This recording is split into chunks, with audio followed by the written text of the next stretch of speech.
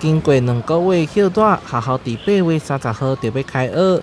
即天，台南市长黄伟綽甲教育局、卫生局来到校园，视察防疫准备作业。不能说封了一个暑假了，那至少在学校、在家里面放松了一个暑假，然后现在马上要回到学校来，所以说也会有一些小调试期。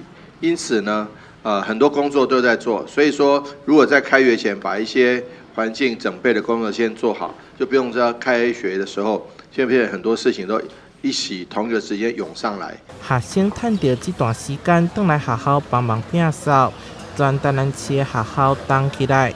因为有天到底肠仔病毒等流行病发生，所以市长黄伟綽一再叮咛，环境整理的工作一定要做好。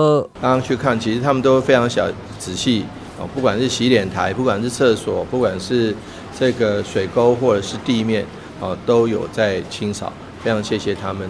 那感谢志工，感谢老师，也谢谢同学在暑假期间来学校来帮忙。校园防疫无假期，每一间学校拢展现着行动力，动员师生甲志工来摒扫，非常辛苦。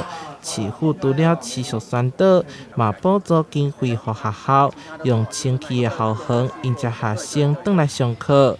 台南新闻社会采访报道。